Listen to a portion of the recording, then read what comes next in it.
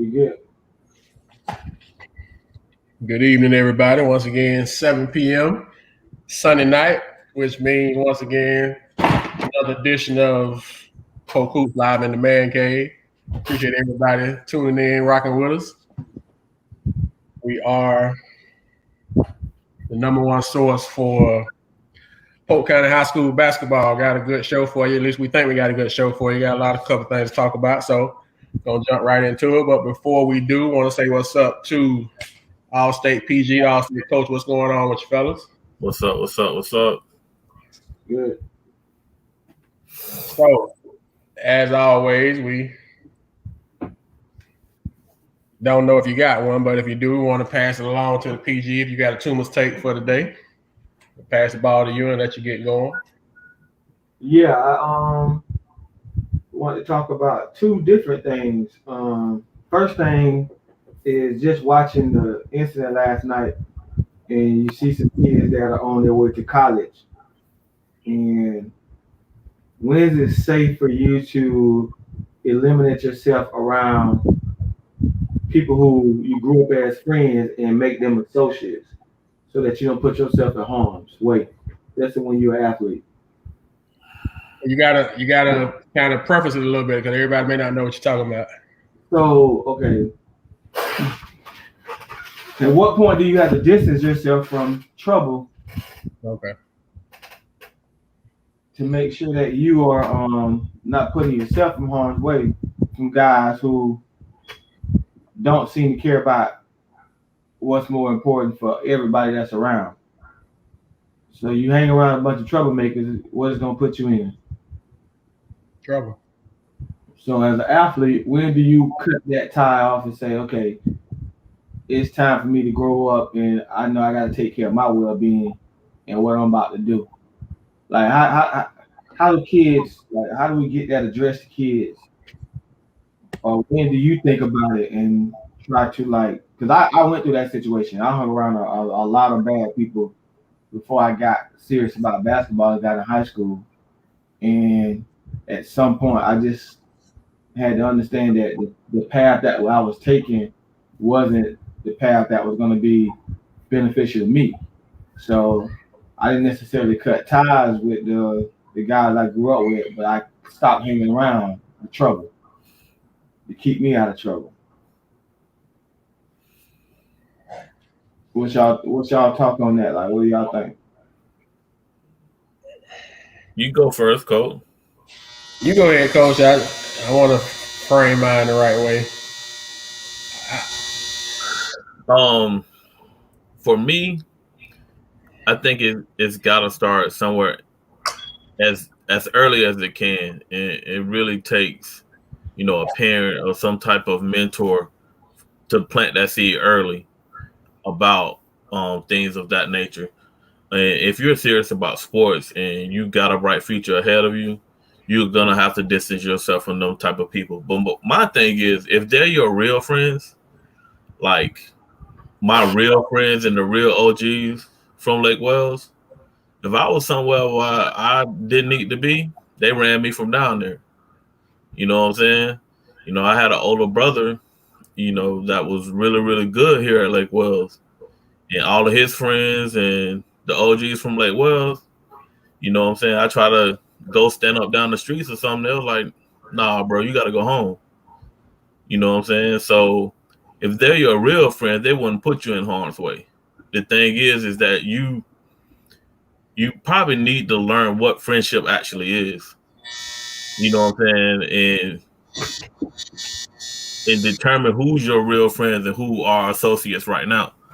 And I can attest to that many of the people that I grew up with and that was friends, well, I thought was friends coming in high school, life, showed me otherwise. And, most of my friends now are from college and my adult life. You know what I'm saying? So it just happened that way. But you should be around people with like minds and similar ideas.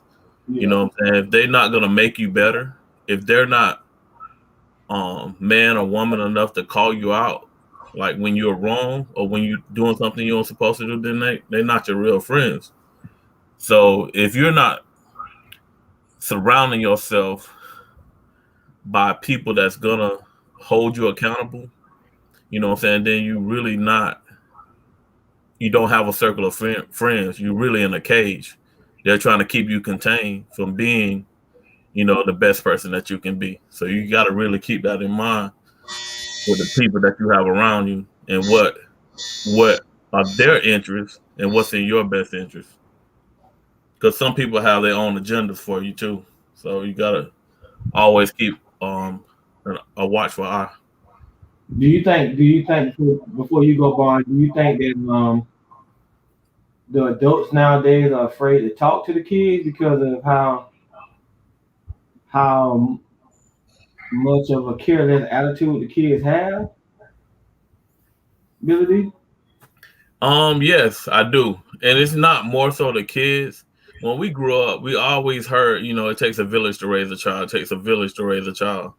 You know what I'm saying? So like everybody, um, from the old lady down the street, to like I said, the OGs walking around, my uncles, everybody, had a hand in my upraising.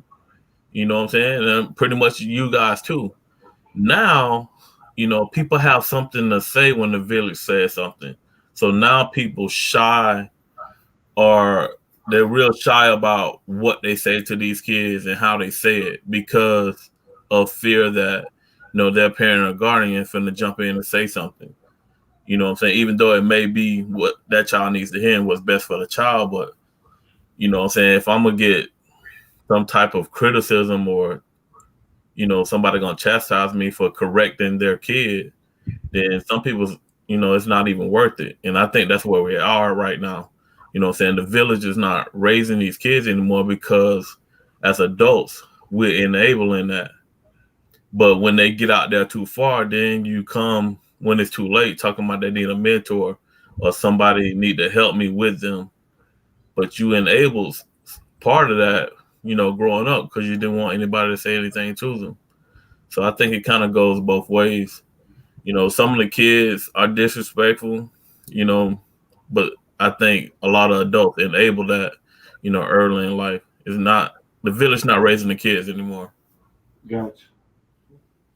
Who hoops?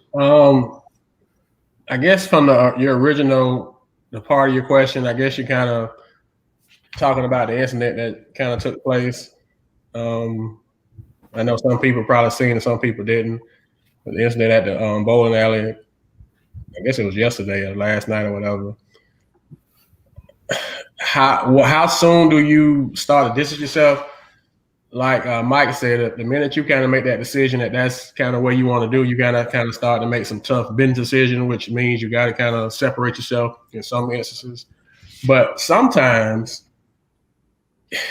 you kind of like last night. I'm just gonna say I don't know for a fact, but I'm gonna assume that most of the guys or the kids that was up there didn't go with the expectation that they were gonna tear the people bowling alley up. I mean, they could have. I don't know, but sometimes it break out. You know what I'm saying? Stuff happen. You don't plan for it. You kind of find yourself in that situation. Now at that point, I think you gotta nowadays you kind of almost gotta have your peripherals on, and as soon as you kind of get a feeling that something's starting to go a little sideways, it's time for you to go.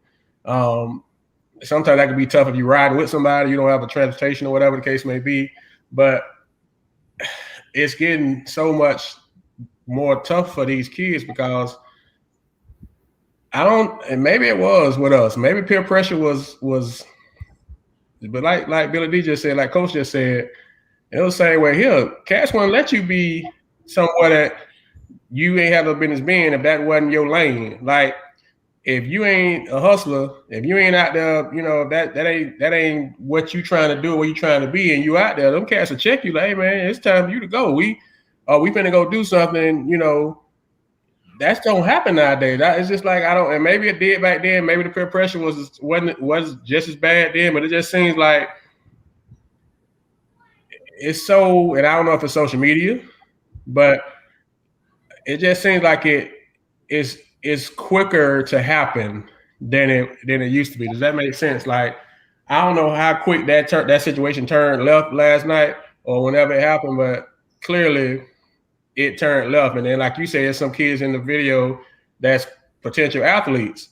So now you're running the risk of being in. I don't know if y'all remember a long time ago when the story with Allen Iverson when he almost got caught up in high school when he got in the incident in high school and Coach, he almost get caught up. He lost the whole thing a year. That's what I'm saying. So he ended up at Georgetown by the grace of God, but I don't think he went looking for that. You understand? Just kind of like it happened. And so you gotta just almost be so careful because stuff's so crazy now. But I guess to answer your question, it's just like when do you start to separate yourself? You kind of almost gotta, and I guess that's true. Ain't no more OGs checking the young bucks. The OGs is the young bucks now, I guess. So I don't think them jitterbugs went there knowing that was gonna pop off. But I think you kind of gotta. You don't want to tell somebody you can't go have a good time, but you got to kind of be mindful of your situation and your surroundings, I guess. As soon as this stuff starts, you got to know if stuff's starting to feel a certain way, like something about to happen. And at that point, it's time for you to kind of remove yourself, I would think. I don't know if that's the best answer, but it's just like so many moving parts, though. I think just being an athlete and having popularity means you got to balance how you move. So when everybody's hanging out, those are the situations you don't want to be in. And you just gotta say, man, I ain't going. You know what I'm saying? I ain't going around the big crowd. You know, as a kid, sometimes you have to do that just to make sure you in a situation that you're not in. That you know what I'm saying? We've had a lot of star players from all over the county. I mean, that get caught up in situations because they gotta hang out. And I think at some point, I think this. We teach college and professional kids how to move, but we don't teach high school athletes how to move. Should we have a one-on-one session where you got a bunch of athletes, former college players, former professional players that teach kids how to move and how not to do things? That not only prepares them in high school, but it prepares them in college as well. You totally right.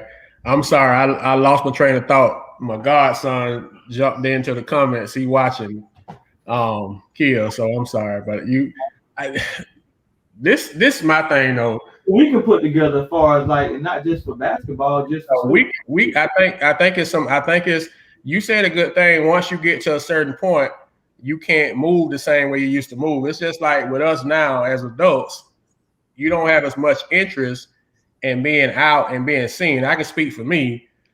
I go to work, I go to the gym, I go get my haircut, and the rest of the time I'm home, and I'm perfectly okay with that. I don't have no interest to be out and about, and you know how when we was younger, your parents tell you the street lights better beat you home. It's almost like I'm a child again. I'm perfectly fine with being. I got enough stuff going on at the house that I don't have to be in situations. But like you say, it's you got to move a little different. But the crazy thing is when these kids get this popularity, bro, that's when they want to be out. It's like you didn't want to be out when you just was kind of on the squad, you coming up, but you get a couple offers, your name in the paper, your name, folks looking at you a little bit when you change classes, and all of a sudden now, if it's a party, if it's a hangout, then you got to be there when you wasn't there at first. It's almost like that popularity makes you feel like you have to be there. So I agree with you. There got to be a balance that you got to be able to take that fame, I guess is the way you want to say it, and still be able to manage. But when do we allow these kids to be kids, though? You know what I'm saying? It's bad that I can't say, hey, Mom, can I go to the bowling alley? With the intentions of, something going on. It's like, I understand you can't be everywhere as an athlete. You know what I'm saying? You can't be everywhere, but you still gonna do some things. Like like, wow, the bowling alley is not safe. That's crazy. You know what I'm saying? I remember when I was growing up, I asked to go somewhere. You know what I'm saying? My mom, my dad asked me like, well, you know, who's gonna be there? Who's hosting that? You know, if I asked to go to a party, well, who's hosting that? Because that's gonna determine whether I got the permission to go or not. You know what I'm saying? I don't know how, you know, strict we are with that nowadays, but it's bad when you can't go to a bowling alley or a movie, you know what I'm saying, or even a team party, you know, and not be safe. You know what I'm saying? Now, when they start climbing into hanging down the streets where it's like adults and stuff, you know, they trying to get into clubs where adults are at, then yeah, I have an issue with that. Well, that's what is happening. I mean, like even when you say the bowling alley, we're turning positive environments into negative environments. So even that's never been a place where you hear about bad things. But when we crowd and surround it with the bad behavior, we tend to disrespect the environments. And then, like you say, when is it safe to go? You said one key thing that I caught on to is your parents ask you who's having it. You know what I'm saying? And most of the time, who's having it, you will know, okay, what type of environment they're providing for you as a child. But they don't have officers on details. Nowadays, you got to have officers on details of everything. Or you put yourself in that risk, you know. And even when they're younger, they're coming to look for trouble. You got a certain crowd that's coming to look for trouble. It's like now, if you got a group of 15 young men coming together, you got a question mark. Do you even want them coming in there? Because of what they are coming in there for. You know what I'm saying?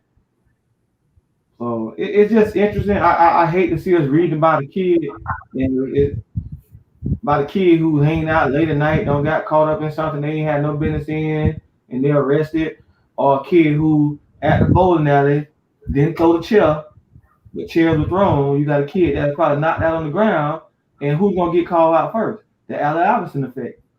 The kid was there. Oh, we recognize this kid. This kid was the star player, the star point guard for Kathleen, or the star running back for Auburndale. You reckon you know what I'm saying? Oh, that's the DB from Lakeland. Stop the film. Let's get answers from him. Call him in. Oh, you don't want to talk? Okay, well we're gonna charge you with it because you were there and you was part of this, and we've known that you've been hanging around these certain group of kids that's been in that bad environment. Are they called gang related? Well, you said something, Coach, besides the thing about the first thing was your parents asked who was going to be there and what's going on. That's not happening a lot. But the second thing is we in a sad situation, like you saying, if a kid can't even go to a bowling alley, because you got to figure that it was probably a couple kids that was fighting, but everybody that was there didn't go with expectation, man. They finna meet up and, you know, fight. They went to go bowl. They went to go hang out, have a good time, and next thing you know, it's a chair flying by you. So it's like now not like you say, not the club. This is the bowling alley. What that's supposed to be the most family friendly. Besides going to the movies, and going to go bowling is two of the most supposed to be two of the most family friendly outings that you could have. And so now we gotta see social media where that's not even the case no more. So it's very sad. I mean, you like you say, I can't even go bowl now. I gotta worry about them fighting at the bowling alley. It's just we're in a tough situation. So as an athlete, if I'm a star athlete, mama, dad, I'm going to go bowling. What mama, dad ain't gonna say, okay, you want to go bowling? I'll be back, you know, I'm leaving the house at 5, 6 o'clock. I'm bowling, I'll be home by 10, 11 o'clock. Okay. He going bowling. I ain't going to a party, mama. I ain't going to the hookah lounge. I ain't going to the club. I'm going bowling. What parent wouldn't say okay to that? And then the next day, like you say, you on social media, you see your child in the video. You have no parent's gonna say no to their child going bowling because there is no expectation that there's gonna be a daggone brawl at a bowling alley. So it's I think now is a learning point over there to catch the popular hangouts. So you say no to it, but when it becomes a trend on social media that this is the new spot to hang out, you have to question it because it's drawing the wrong crowd. It ain't like back in the day when you say no kid. Like when we growing up, you didn't have social media to kind of tell you the things that go down and transpire at the bowling alley. Now you know all the kids that was at the other bad spot that they shut down, they're not going to the bowling alley. So now it ain't a safe environment no more. So social media tells you where you should feel comfortable at because they're gonna talk about the negative of it even before the negative happened. Man, this crowd out here, they're doing this and they're doing that, and maybe they didn't fight that weekend, but you'll be able to hear the stuff that goes on with it. My second question goes to, I think we talked about it last summer, and I just wanted to bring it up. And I know Coach Billy D, you from an area like me where it's one high school, but we kind of know it's hard to kind of leave your environments. But 2008 was the last year we had a Lakeland school in the state tournament. And I just want to get you guys take just being on the, especially you, Coach Billy D, because you be on the outside. I don't know if you was on the show when we talked about it before, but what breaks the cycle of a talented big city not being able to compete and play for state championships in a sport like basketball that was very popular as one? For me, my first intuition about this is that Lakeland is getting very saturated as far as basketball goes. You got a bunch of schools over there. The talent is spread it all out. That's one of the things. Two, I don't think you have that Bill Council as a coach where people want to go and play, and where you'll funnel most of the basketball talent in Lakeland to go to one school. You know what I'm saying? People, you got people that have been coaching a while, and then you got people that has been coaching a while, but they really haven't won anything for people to have confidence to send their child over there in order for most of the talent to be funneled into one place or into, a couple programs or whatever. So therefore everything gets spread out and you can never put it together. Like, it's sad that we even having this conversation. But I think this year it's been the closest Lakeland ever been since 2008. No, I think 2009, because I think Richard then went to the regional final also. Yeah.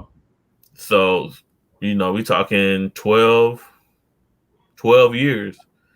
So since what is it that we can't get the family environment that we used to? What, like, to me, I look at like parents need to stop making excuses of why their kids are not in the situation they should be in because they look to blame.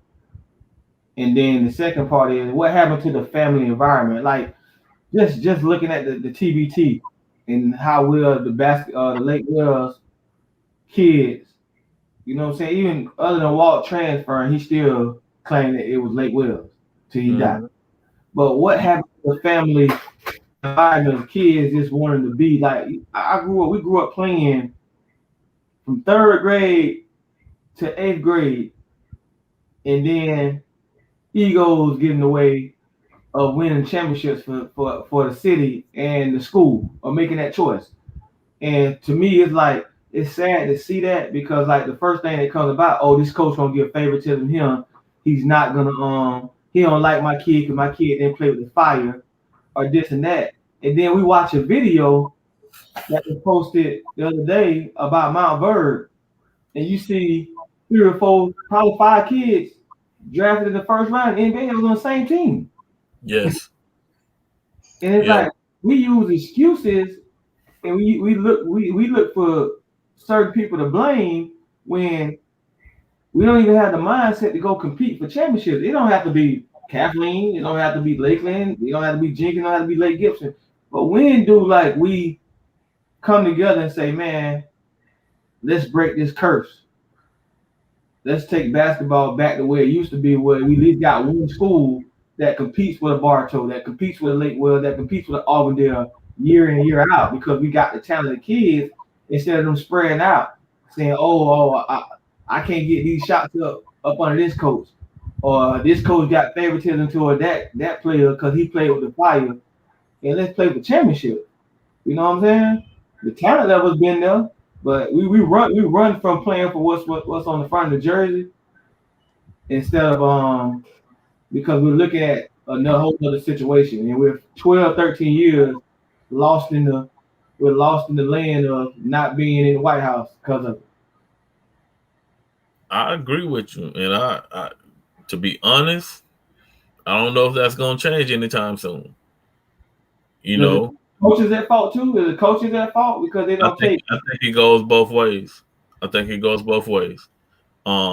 But you know, as a player and as a parent, you know, sometimes you got to put your selfishness to the side. You know, and everybody going with the expectations like I gotta start, or I gotta average these many points, or I have to take these many shots. You know what I'm saying? That might not be what's best for that particular team. But what coach goes in not wanting to win, he's gonna put the group on the floor that, you know, give him the best chance to win. You know, the people that are gonna play, that's coming off the bench, are giving you the best chance to win. What coach does not want to do that? You know, so you know, I cringe at the part of showing favoritism. You know what I'm saying? Let's look at what that player done in practice. You know, has he been putting up extra shots? Has he been, you know, staying after, like, coach, can I get better? Oh, has he even asked the coach, you know, coach, what can I do to get on the floor? You know, what things I need to work on? And then as a coach, man, if you build it, they will come. You know what I'm saying? As when I was head coach, you know, I used to go down to the little pal league, you know, watch his kids. You got to be visible. You got to be seen. You know what I'm saying? You got to meet these people that's going to potentially be a feeder program to your high school program. You know what I'm saying? It takes a lot of sacrifice, but you're going to have to build something that they're going to have confidence in, that their child is going to come to and flourish. You know what I'm saying? And I think it's just been popping around Lakeland. Like a couple years ago, you had George Jenkins that was pretty good. You know, then Kathleen, pretty good. Then now Lakeland's coming on. It's just been popping around, but it hasn't been consistently at one school in Lakeland. You know what I'm saying? And then now with Santa Fe having the success that they're having, I think it's saturated down even more. Yeah, I brought it up because me and Barnes was talking about it in the gym, and to see Brandon and Dominique on the same. I didn't realize they were on the same high school team. Yeah, they graduated together. Exactly. And I asked, I said, hold on, I thought Blocker. Because, you know, the conversation was Dominique and Blocker. Mm-hmm. Was the one that snuck in, and then he went to Carter Newman with Coach Gibbons. Yeah, he went to Clayton State. Clayton State. Yeah, he went to Clayton State. You know, Brandon was a late bloomer, but he was a late bloomer. He had actually a pretty good senior year, but he went to junior college and blew it up, and went to Gordon at Clayton State and blew it up. And he's having a great, successful pro career. I mean, he's not in the NBA. Exactly. That's the thing. Yeah, but he done won many MVPs and championships in Canada, in South America, and I think last year he played in the China League. You know what I'm saying? That kid work ethic is off the charts, and basically had a chip on his shoulder to prove everybody that he could play basketball. You know what I'm saying? Dominique had that chip early. That's why Dominique was ahead of all of them. You know what I'm saying? Because Dominique got his body ready. He put that work in early. So it showed in Dominique game early. Yeah. You know, Brandon, like I said, was just a late bloomer, but that kid was good too. Those teams that Jimmy had were pretty good teams. I was on the coaching staff that year that had all of them on there. That's crazy. Plus they come back and they play. You know what I'm saying? They used to play with Lante them. They even bring Walt, and they'll take Walt to Tampa or anywhere else that they're working out, and they work out with them kids. That's big. All right, well, that's much. Barnes, you got something to say about it? Well, I mean, just the point that you made, and we're gonna segue real quick before we go to Coach. The thing that I think that's missing is that you said it about the feeder programs. You talked about starting early because you knew back in the day with the fire started in 3rd, 4th grade, 5th grade, and the kids came up.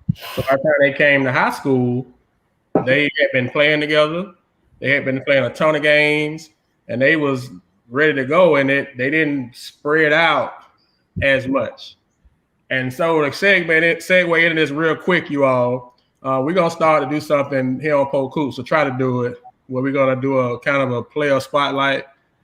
And so we're going to start the player spotlight today by talking real quick about we're going to start with the Fire, with one of the Lakeland Fire's young up-and-comers, I guess we'll call them.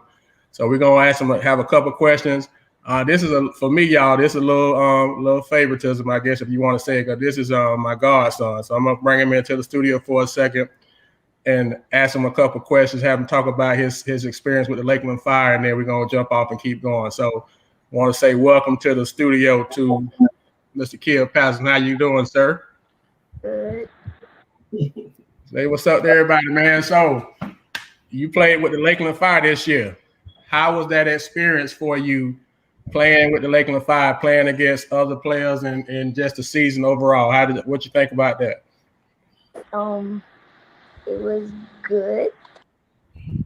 What grade did you play? What was y'all record? Kind of talk now. This your chance to talk to everybody, people that don't know.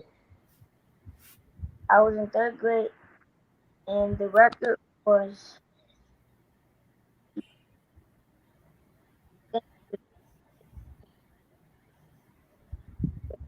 14. Broke up. You say you was 3rd grade and the record was what now? How many games did y'all play? 15. 15. That what he said? Yeah, he was on the team, the 50 and 15 team that we heard about. So y'all played over 60 games in the 3rd grade. 3rd grade, over 60 games. So last week we was talking, Kill, about how young do you want to start basketball? Do you think that it's good or bad to start playing basketball in the 3rd grade? Oh, Them games that y'all lost, you felt like them teams was better than y'all? Those 15 games y'all lost? Because I remember you had this conversation. How do you feel? I'm gonna ask you a couple more questions. How do you feel basketball compares to football? football. They like football better than basketball. And right now, you've been playing football since you was in what, 1st grade, kindergarten? 4 years old when I started. 4 years old when you started football, and you started basketball at 9 years old or 8 years old. So about 4 year difference. Okay. So, okay. So how did y'all do yesterday? I'm gonna ask you 2 more questions. I'm gonna let you go. How did y'all do yesterday? I mean, y'all played today. How'd you do today? We won. How you did? All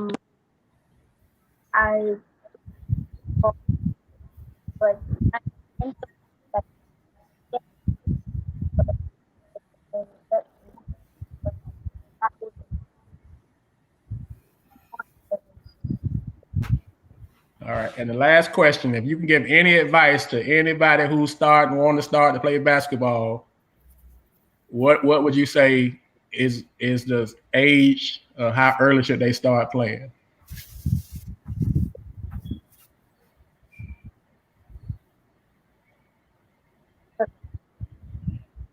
The 1st grade? 1st grade. All right. 3rd grade? 3rd grade? 3rd grade. Okay. All right. Well, thank you, sir, for coming into the man cave. You got any questions? I got a question. Who you think who the player is? Who your favorite football player? Who your favorite basketball player is? Football player. That's my favorite football player. Who the two is? I like Patrick Mahomes and Mahomes and who else he said? I didn't hear it. Yeah, I heard Mahomes. All right. Hey, well, we appreciate you coming in the man cave, Kill, and being the first of many player spotlight. So Hey, shout out. where your daddy at? What tier you at? What's up, brother? You don't want to get on the camera. Hey, we need an iPhone, Curio. We need an iPhone. He said Patrick Mahomes and Tom Brady. So 2 quarterbacks because he played quarterback, so he a little biased toward the quarterbacks. Hey, So Curio, we need an iPhone over there, man. so next time you come on, we're gonna make sure you have an iPhone so we can get you all the way in. All right. All right, appreciate it. Don't hang. I mean, you can still hang out, but we're gonna keep on with the show. All right. So everybody say goodbye to my godson once again. I'm gonna look this little favoritism of godson, first player in the player spotlight. So appreciate you, boss, and we'll be in touch with you. Thank you for rocking with us in the man cave. All right.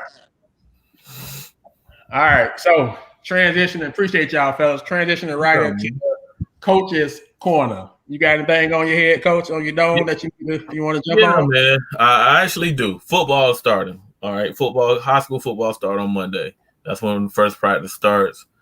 So how important is it for the football coach and the basketball coach to have a positive relationship? And how do you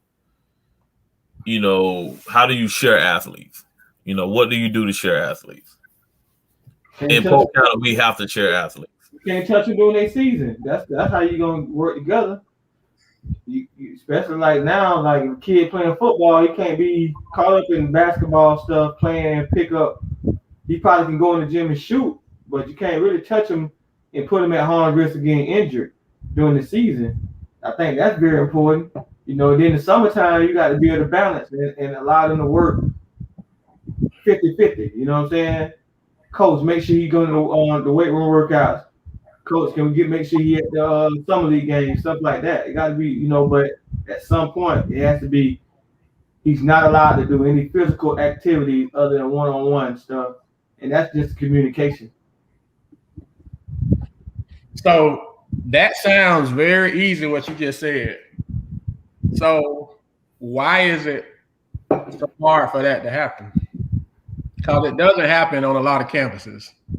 It's so hard for it to happen because one coach probably telling the kid something different than the other coaches. Like, football is your sport, so you need to focus on football. Basketball is your sport, you need to focus on basketball. And that's what becomes, because you ain't even got communication amongst the coaches because they're telling the kids something that, hey, this is what you need to focus on. Coach, you lived it. You was a football coach and a basketball coach. So you was both sides of it. You was both of those guys. So for you, I'm sure it was easy. But in your experience, is it hard or is it easy? Because I know in my experience, it was not easy. At George Jenkins when I was the coach, it would have been harder if the kids that I coached, it just was a non-negotiable that they was playing basketball. So I didn't have to fight with the coach, but it would have been a fight.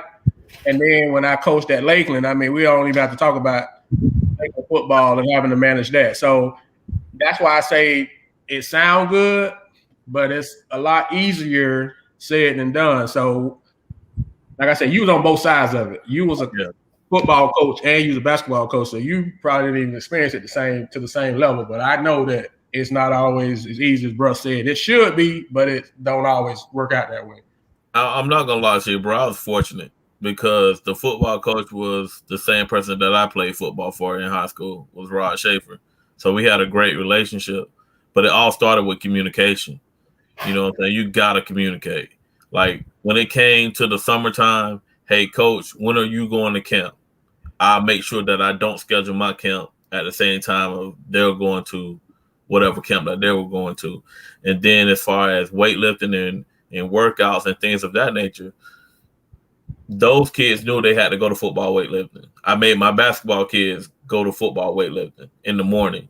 You know what I'm saying? So they lifted with the football team. They'll do conditioning with the football team, and then we'll come back in the afternoon. Then we'll have practice before we went off to summer league or whatever camp that we was going to. So we was able to have a great relationship and able to work it out. I did not touch the football kids during football season that played basketball for me. I did not touch them. I did not require them to do anything.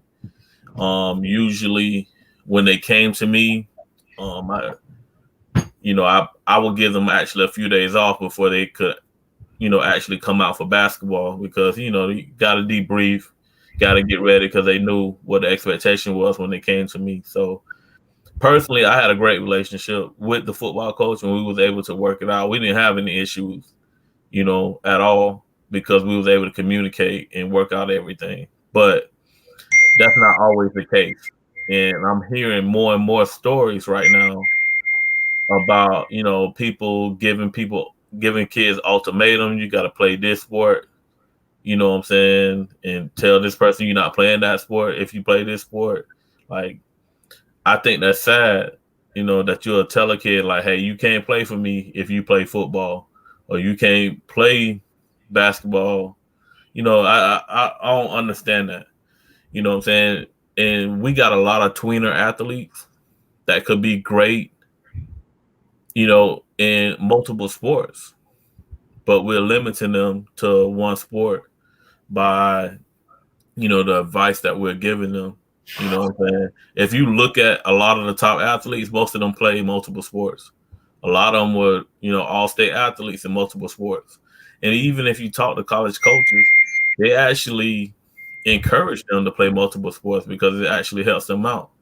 You know what I'm saying? Like, even when I got to college, our football coach encouraged whoever could run track to run track because when they got back, they're going to be faster, on the football field, But I think if a kid's playing football and after that he's not a basketball athlete, go out for wrestling or even soccer or something, but it's going to help hone your skills when you get back to the sport that you actually, great in. But my thing is you get a scholarship in whatever you can, whether it's football, basketball, soccer, golf, it really doesn't matter. But you got a lot of people limiting these kids thinking they specialize in one sport and they're really not, I think right now we probably had the most basketball players in a long time where they're really good at basketball. We haven't had that in Polk, for many years. But I think right now we do have some kids that are strictly basketball players, which is great because they play at a high level. But most of these kids in Polk are athletes, and I think they should play multiple sports. So to Coach Simmons' point, which we know this happens, and it is some truth to it. He's saying that football coaches love to tell kids they wasting their time playing basketball. It's easier to get a scholarship in football than basketball. I mean, it's more opportunities for football because they have more scholarships. That's true. There's more of them, not necessarily that. And it's sad, but that's something that some coaches do. Like you said, I think that decision should come down to the kid, whether he chooses to play play both or play more than one.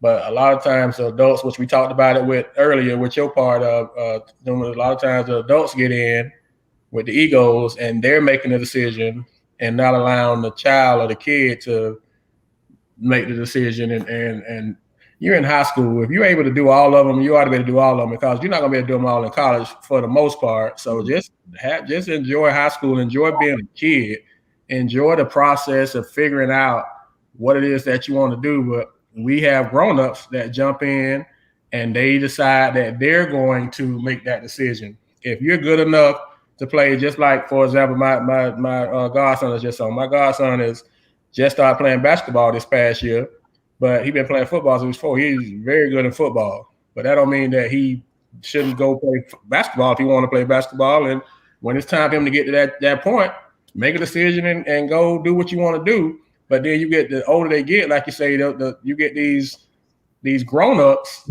and we don't want to specify because I don't want us to, but some grown-ups on some campuses, and it's going to start tomorrow, if it has not already started, with that, what you're saying. They're going to tell the kid what they can do as opposed to letting the kid kind of decide. Now, if a kid come to you and say, you know what, coach, I'm just going to concentrate on this one sport. Like some kids have done. They say, I'm just going to do football. I'm just going to do basketball. Then, okay, it's that kid's decision. But for the grown-ups to get in and make that decision based off of what they feel, I think is a detriment to the kid. And it happens a lot more than it should.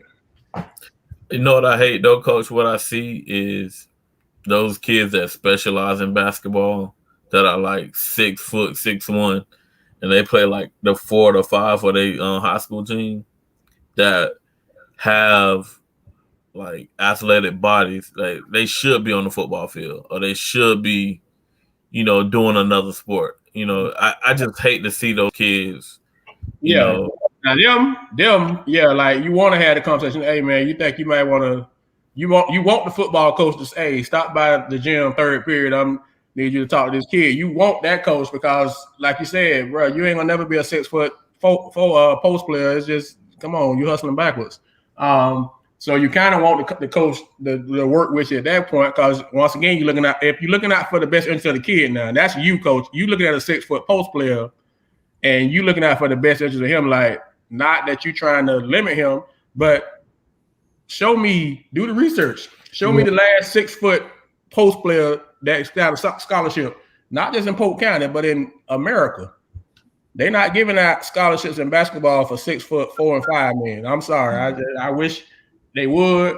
You're a great kid. In the words of Terrence McGrill, you're a fine fella, but 6 foot 4 man, 6 foot 5 man, they're not giving free money to those guys. I don't care how good you are. And not saying you're not good, but it's not long term at the next level. So hopefully it'll be more marriages with that in a good way than it has been on some of these campuses. It's a new school year. We actually are going to be on campus, so hopefully they'll play nice. So last week we kind of talked about something with social media. So I did a little bit of digging, a little bit of research, and I wanted to kind of get some numbers to you. I want to put some numbers to what we was talking about. We was kind of just talking in general, but I want to put some numbers. So I went on to Twitter, and I looked up a couple Twitter accounts. And I'm not going to say the name of the kid, but I'm just going to say that the number of followers that they have. Okay.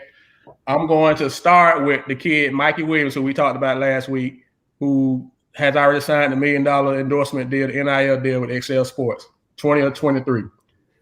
He has 56,800 followers. Okay. We know he's national, right? I'm going to go a little more local. Corey Sanders, who went to McKeel, went to Kathleen. When he graduated from high school, he had 19,000 followers. 19,000.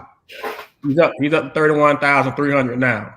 So I'm going to call off the number of followers for 1, 2, 3, 4, 5, 6, 7, 8, 9, 10, 11 players. And I'm not going to say their names. Is this Instagram? On Twitter. Because that's where they do most work at, on Twitter. That's where they do the tweets and stuff at. I didn't do Instagram. I can do Instagram next week. I'm doing Twitter right. So this is Twitter for right now. Just to give you context. So Mikey Williams, 56,800. Okay. Corey Sanders, 19,000 in high school. I'm just calling out numbers. Player 1, 457. Player 2, 364. Player 3, 199. Player 4, 143. Player 5, 130. Player 6, 128. Then 94, 58, 10, and 7. So out of those players, I just named 11 players' Twitter accounts in Polk County, players that still have high school eligibility, and their total Twitter followers total is less than 1,000, and that's 12 players. The dude Mike Williams got 56,000 by himself. Corey had 19,000 by himself. Now, if we go to Instagram, we know it gets even crazier. And I know that's what you're going at, bro, because I know that Mike Williams got like 3.5 million something on Instagram. But that's I didn't hear you say what on Twitter. So when we talk about promoting we talking about when does this become a business? When does this become serious for you? And when do you adjust to the trend that is present? What am I missing something? Maybe I'm missing something. Nah, you're not missing anything. You know, like you said, that's the trend right now. And most of those people that you name, even with Corey, bro, Corey went viral about some of the things that he did while playing basketball in high school, especially when he was playing on the circuit with Showtime. But he had highlight dunks like every weekend. You know what I'm saying? And people gravitate to things like that. You know, I see Blue Summers on here. He was talking about Win has like 1 million followers on TikTok. You know, Jaden Win from Bartow. Bartow? Yeah, he got like 1 million followers on TikTok. Maybe I think it's a couple million actually. But so is that where the TikTok then? Football player, Jaden Win. Yeah, the post player with all the hair. Yeah. So high school now? Yeah, he'll be 2022. He'll be a senior. Yeah. So that's what the thing. So is that what it is? They don't move to Twitter. I mean, move to TikTok because that's fine. They're still on Twitter. They're still on Twitter also. I think all of them are important, but like you said, those particular players that you're talking about need to make a decision, make a business decision. That's why, you know, I have a relationship with Blue Summers and I try to promote my kids, you know, for him to make those videos and everything. You know what I'm saying? Like, you have to, if you want to get your followers up, we all know kids don't really watch basketball. They don't really watch football. They really watch highlights. So, you know, just to put those highlights on there. Speaking even of those highlights, like Ball is Life and Slam are running millions of followers on Instagram. So they in the videos. I know we talked about it. Did we talk about it last time? Or we were in the gym talking about it. Those are huge popular outlets for the kids. Yeah. But the 1 through 11, how many of those 1 through 11 players are even all-state players? Or are even playing on the circuit? How many of them on the circuit? How many are all-state players, bro? That's what I'm saying. Like if you just a regular high school player, Corey wasn't a regular high school player. Corey was dunking over what's it, Taco, the dude Taco at 6 foot. Corey was in dunk contest dunking over this guy. Corey played at Rutgers Park. After high school. Corey was never all state though. Yeah, he was. You sure? Yeah, when Corey played in Orlando on that one thing, Corey was a legit all-state player. What's that school he transferred over to? West Oaks. West Oaks, he was all-state? Oh, he was all-state. They didn't play in the same floor, FHSA. They have their own thing. Okay. Yeah. And then Corey played at Rutgers Park. But he Rutgers Park after high school, right? No, that was when they was in high school. He didn't play at Rutgers Park in high school. Yes, they did. Him and Bacon played on that thing as high school players. They were inviting high school players. What is maybe I'm missing the point. Is it not a fair comparison to say that Corey was homegrown? I guess that's what I'm saying.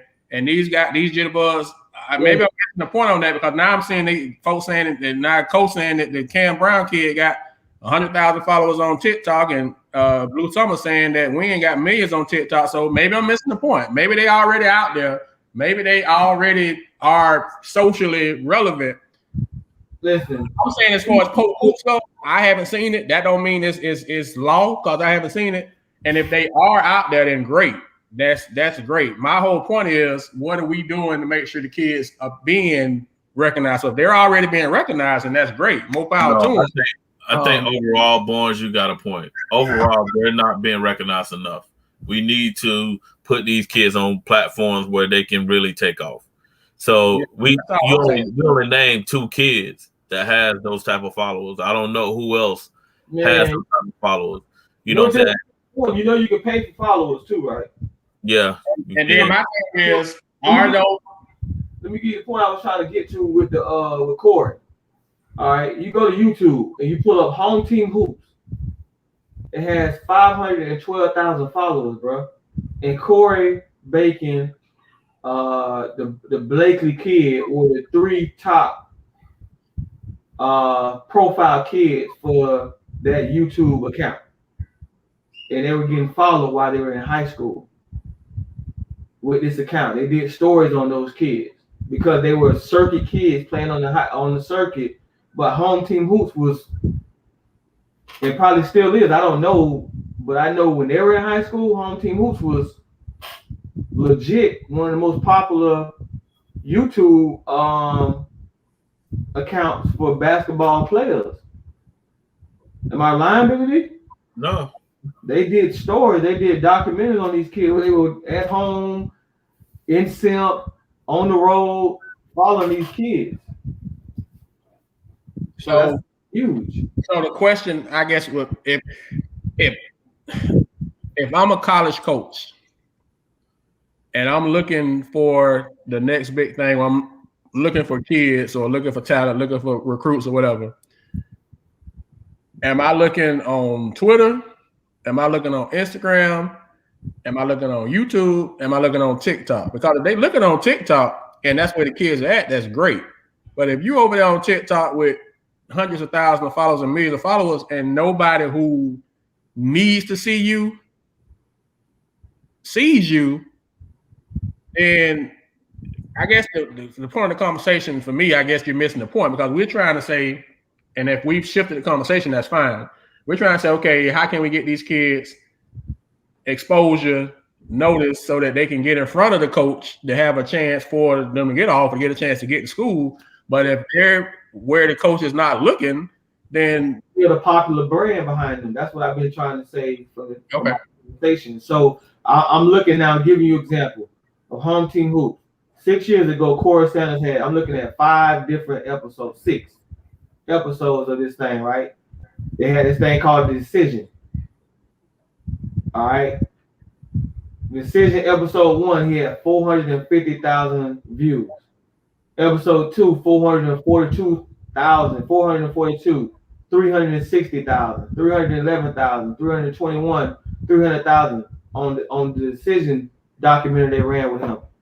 So they got a big brand. They got a brand following behind him. That's strong. That's like Ball is Life. If Ball is Life does a scenario with a kid like Mickey, and it's gonna get millions of followers. So it ain't just what you're doing. You have to get a popular brand behind you as well. So that's the things that help those situations. And not only Corey them played on the deep. Was it the deep? They played on Reebok. They was on the Reebok circuit. That's when Reebok was popular. I think Home Team Hoops was behind that.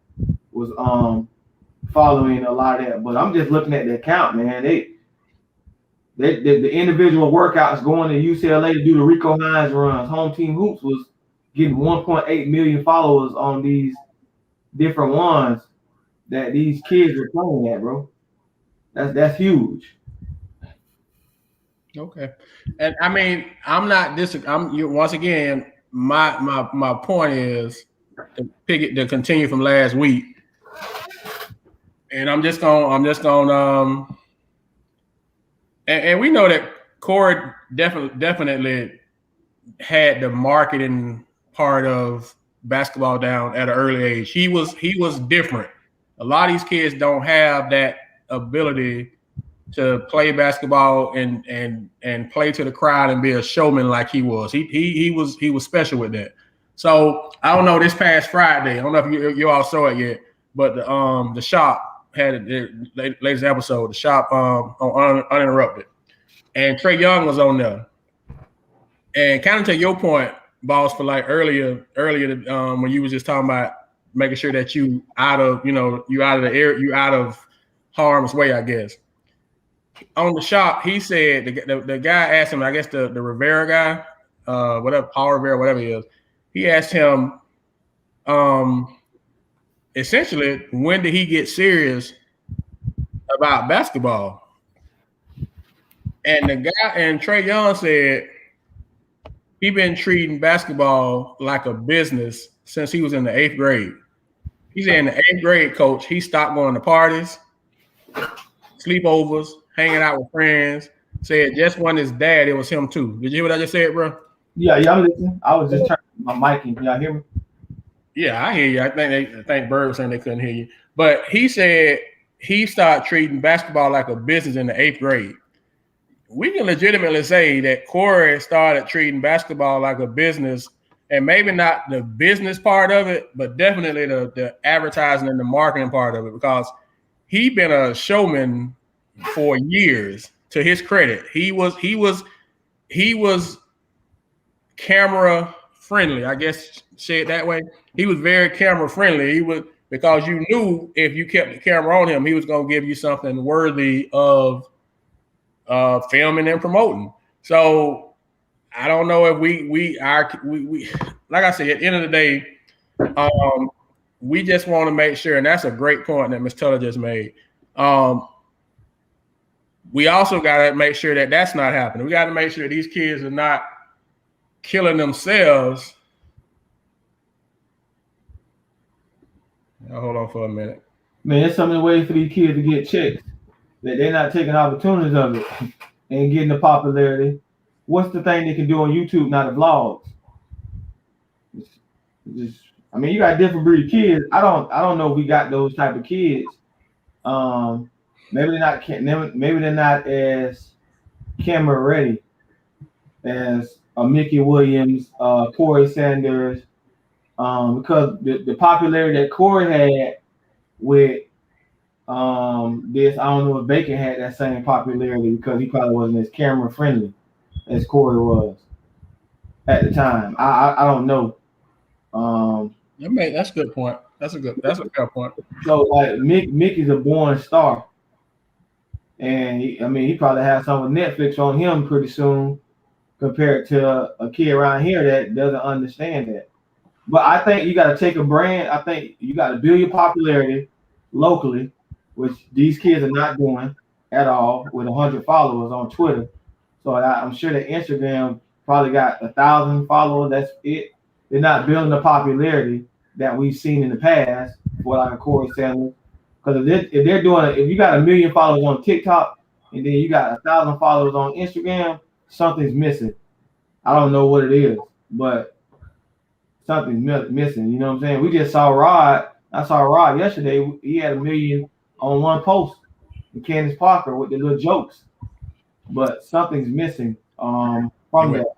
Yeah, viral. Yeah, you can go viral off of a certain post that somebody else made at your own. But I think if you're not building that within locally, how are you going to get it outside? Like Corey was a superstar. Corey was a superstar locally as well as outside. You know, and maybe we can get him on the show to ask him like what did he do that made it so powerful for him? Yeah, because clearly, for me, once again, I'm in education, and I'm a part-time nerd, so I research stuff, I look stuff up, and I just kind of try to have a basis to what I'm saying.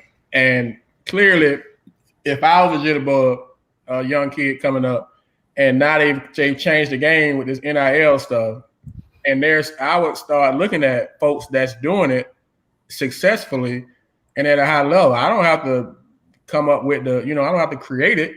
I can look at what's been successful for other people, and if I got somebody that's homegrown that has worked for, then why not kind of try to see what he did and what worked for him, and more importantly, what didn't work for him, and kind of start there. It just I don't know.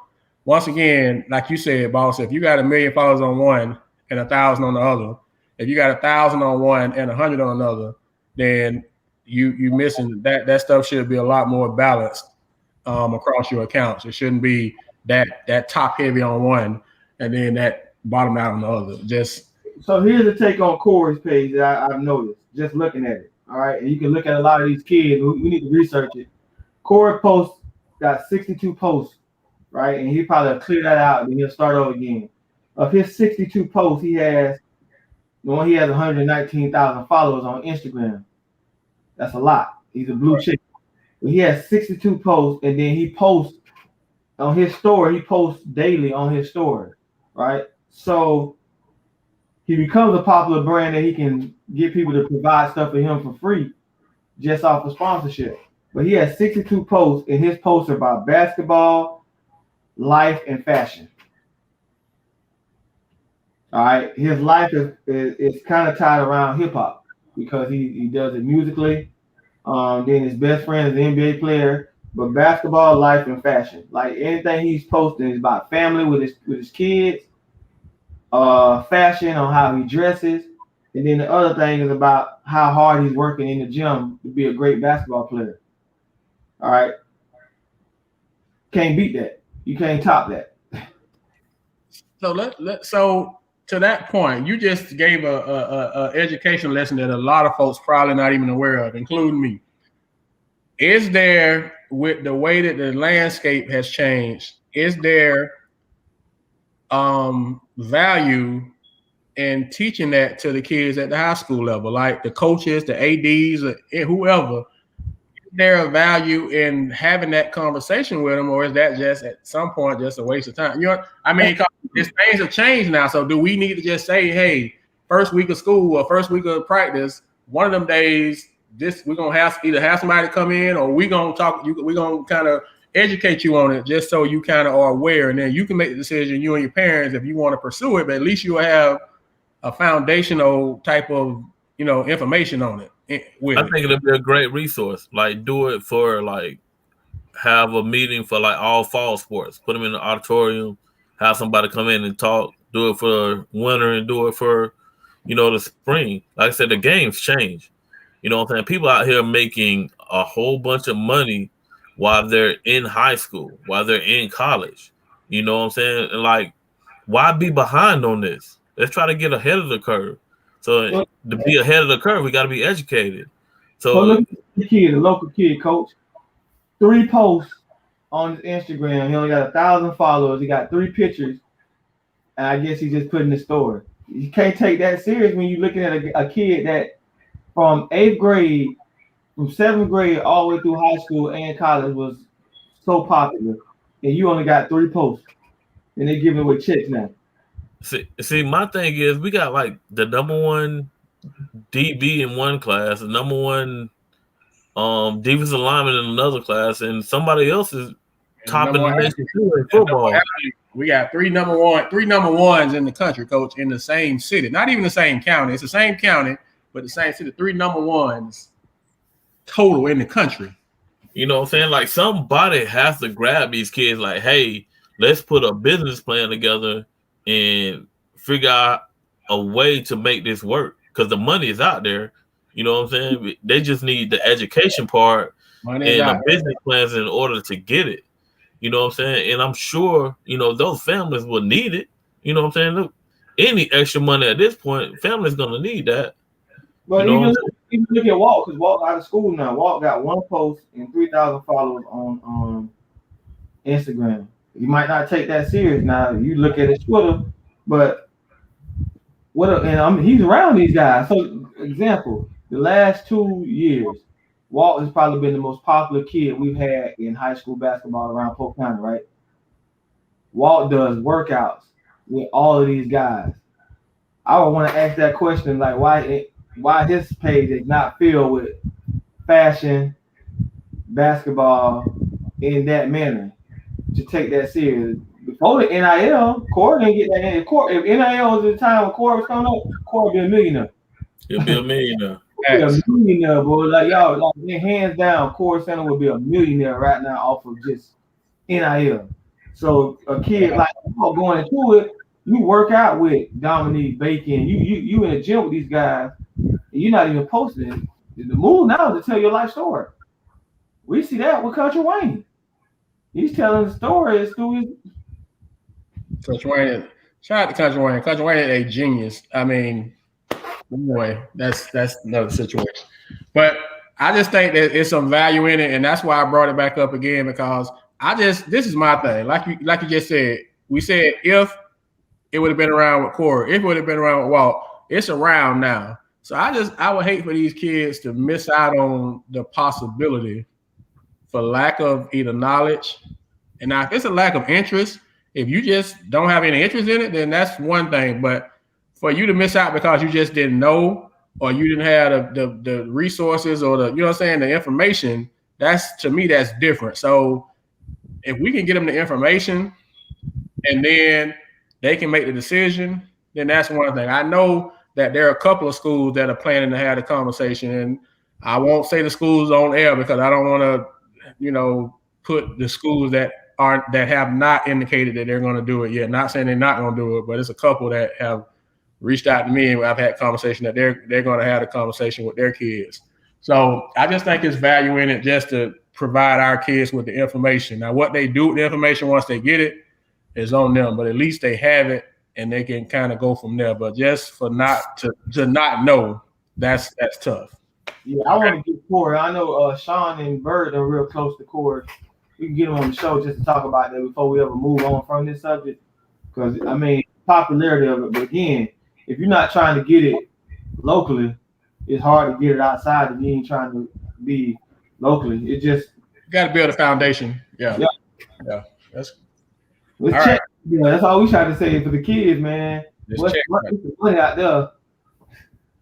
It's checks, man. Go get the checks if you can get them. If you want them now, if you don't want the checks, don't worry about it. But if you want the checks, it's out there. It's out there. So my thing is, bro, if Dylan James end up a top 10 player or top 20 player, bro, it's something that he should be taking advantage of. And not wait until the top 10 player. Be working on it now. If that's his interest. It's not his Dylan James parents, Coach Woodside, Winter Haven Nation, Hoop Haven, everything that's associated with. We're not saying to do it. We want to make sure you stand there, but we are saying that if it's an interest, you gotta take it. You don't want to wait until it's there. You want to build up to it so you're already ready when it comes, and that's all we're saying. And if you got information, yes, to go from Corey to Mickey, Mickey got 3.2 million followers, right?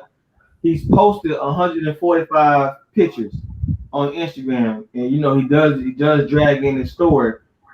It's the same exact blueprint that I see from Corey Sanders. It's fashion and basketball. Fashion and basketball, bro. This is the thing. Fashion has gotten so big with basketball. They are directly related. That the tonal walk that all these people do with what the players, what they wearing and stuff in the NBA. That fashion is directly, more than any other sport, fashion has become directly related to basketball. So it definitely would be in their best interest. Even if they taking a picture of like school next week, the 10th, they start school. Even if you're taking pictures of what you wearing to school, first day of school, they do it anyway. You might as well make it into a part of your story, part of your business. How many first day pictures we see on Facebook we're gonna be seeing next week and for the first week? You already do it anyway. You might well market it and advertise it and come up with a game plan with it. That's all I'm saying. It's just out there, and I just hate for us to miss out on it for lack of, like I said, if it's just lack of interest and you just don't want to do it, then that's fine. But if you had a chance to do it and you choose not to, then that's to me, we're missing the boat. All right. And then the thing is, now we got up and coming creatives. I guess is that the term?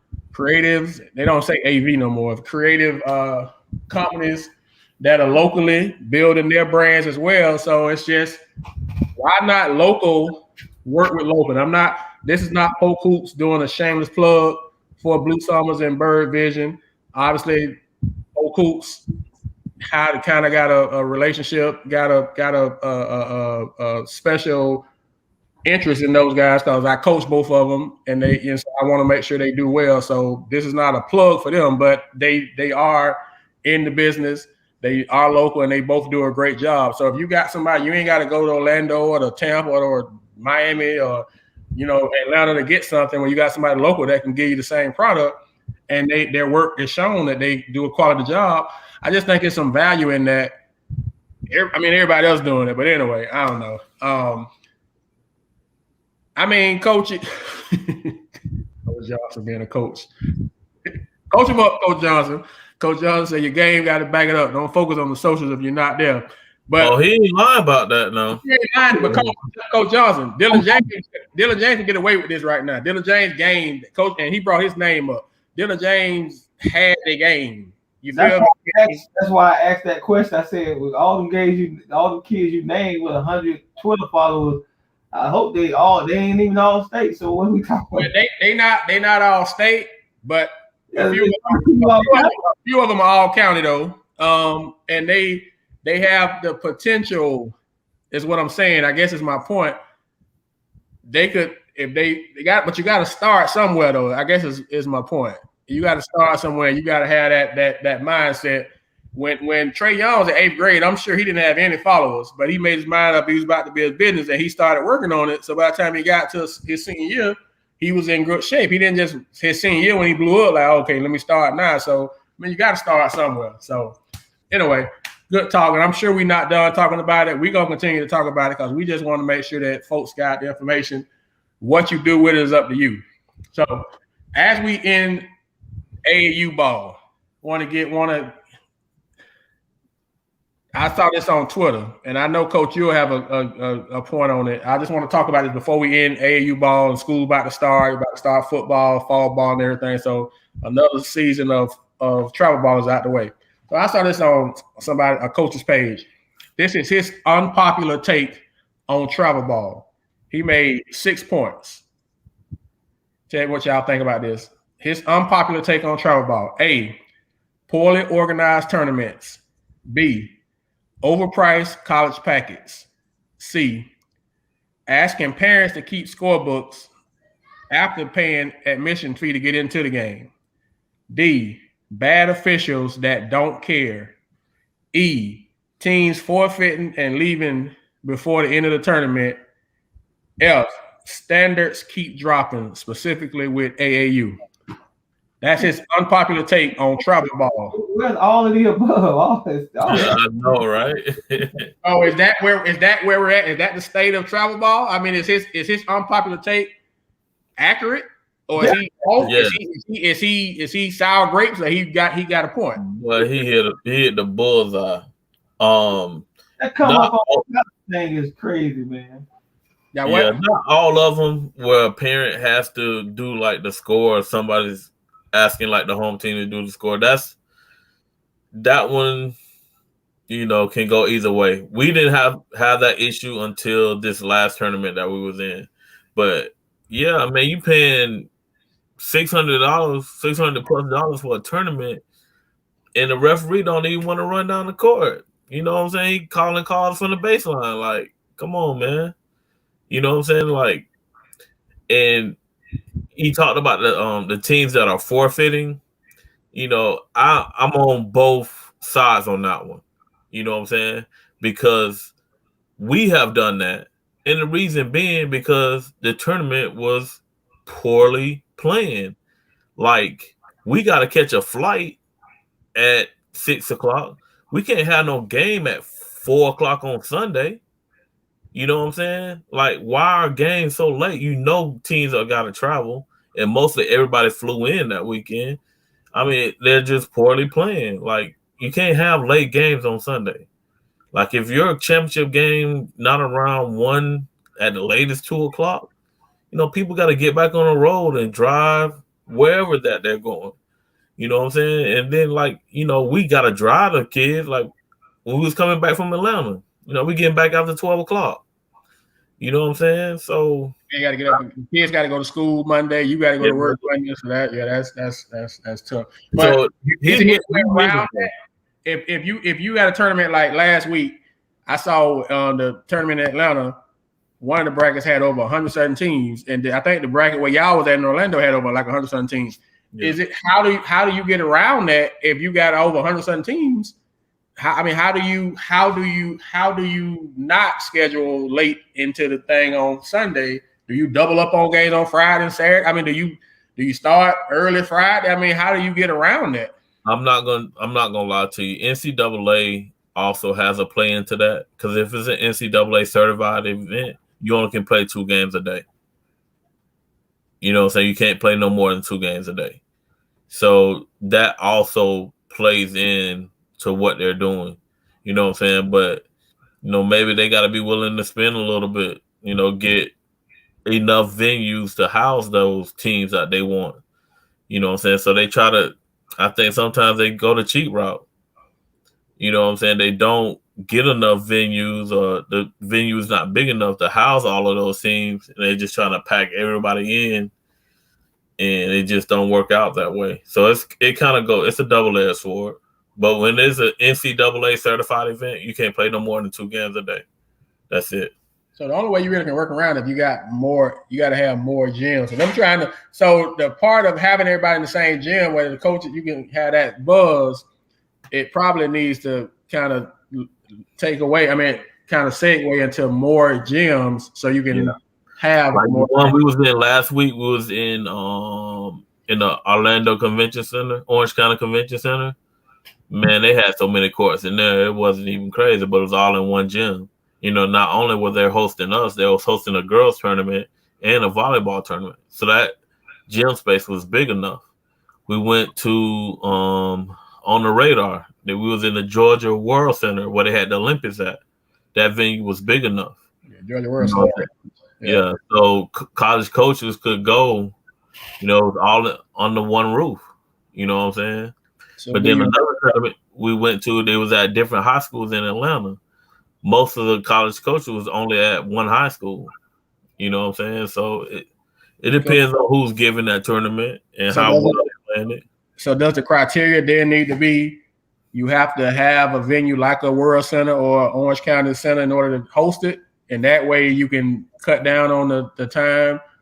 If you got to be doing gyms, local gyms, and you can't, I guess the thing is, should it be, especially in July, if July is going to be open period, you want to make sure that the coaches don't have to travel, because coach ain't trying to go gym to gym to gym to gym to gym. Mm-hmm. If I can come to the Civic Center and I can go from court to court to court in the same venue, that makes it a lot easier for me than to go from gym to gym, get in my car and have to go across town, fight traffic and stuff. I had to lose interest. So does it need to be a thing where they are in the same? So like say if I play at 8 on court A, I ain't gotta get in my car and go across town. I just go over to court 6 for my second game. Maybe that'll help with it, especially with the timing on Sunday of being, like you're saying, being done so late on Sunday, you can get stuff done a lot quicker, a lot sooner. And the college coaches, unless you somebody high on their list, they're only staying at that one venue.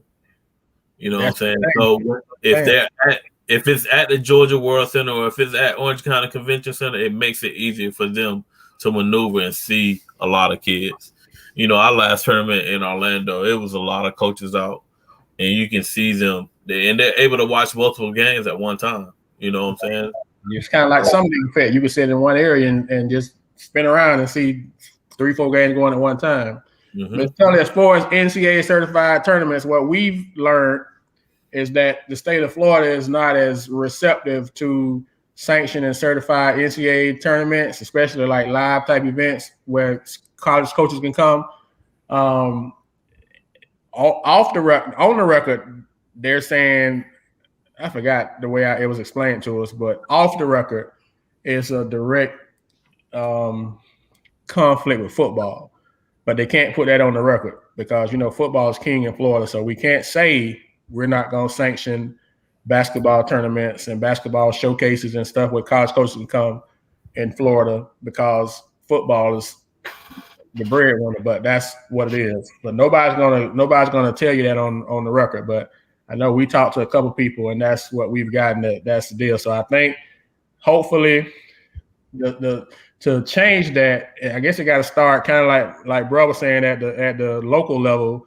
Coaches kind of got to get more involved with advocating for that type of stuff. But as it stands right now, it's not necessarily in writing.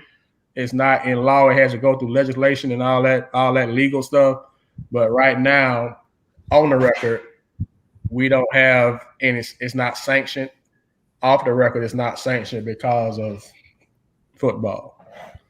And you hate to say it, but that's just the reality of it.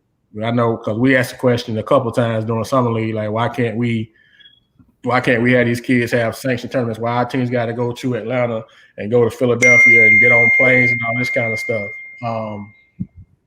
And so that but was I that. think, they gotta change their mindset. They gotta open up because people are starting to realize that basketball in Florida is, we're competing. If you look at the first round of the NBA draft, 8 of the 32 kids played high school ball in Florida in the first round.